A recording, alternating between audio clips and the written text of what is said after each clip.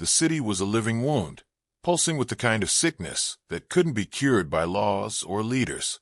People called it the crime state, not because of anything official, but because corruption had taken root so deep that even the air seemed to reek of it. Neon lights flickered like false promises, casting their glow over streets where hope was as rare as an honest cop. Every brick, every alley, every shadow carried a story of deals made in whispers and debts settled in blood. The law existed here in name only, bent sold, and reshaped to fit the hands of those who paid for it.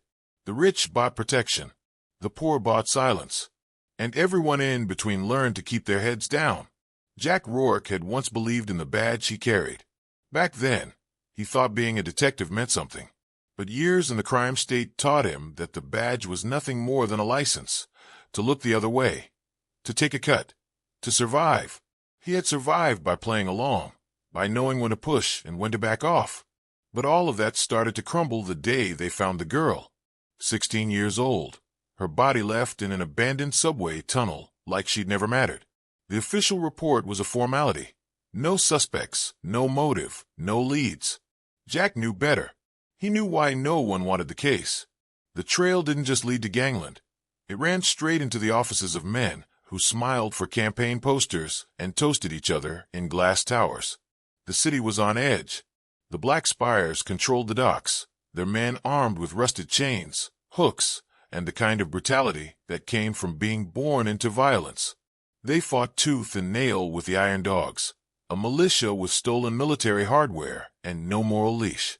Their battles turned blocks into war zones, and the bodies that piled up were just numbers in the papers. Amid all of it, something worse was moving, the syndicate. Nobody knew exactly who ran it.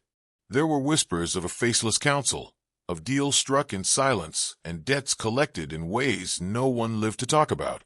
Unlike the street gangs, they didn't leave a mess. People just disappeared. Jack worked the girl's case in the quiet, knowing every step risked exposure. He followed leads through the rotting veins of the city. A dive bar where informants traded secrets for whiskey. A warehouse where guns were stacked in crates labeled as farm equipment. A penthouse suite where a smiling businessman's handshake felt like a threat. Every door he opened led him deeper into a place where truth was a liability. He saw friends turn cold. Partners stopped taking his calls, and strangers start watching his apartment from parked cars. Still, he pushed forward. The girl's name was Anna. She had been trying to get out of the streets, out of the gangs, out of the life she'd been born into. The last person she was seen with worked for a councilman whose public speeches dripped with promises about reform. Jack connected the dots, but every time he thought about bringing the evidence forward, he remembered the hollow eyes of other detectives who tried. Some ended up with their careers in ashes. Others ended up in the ground. The deeper he dug, the more dangerous the nights became.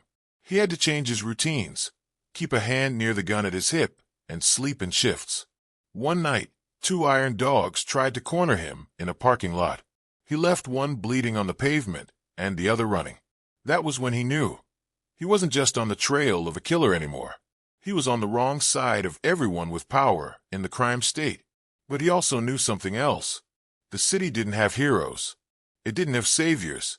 It had survivors, and the only way to survive here was to fight dirtier than the people who owned it. Jack wasn't looking to save the crime state anymore.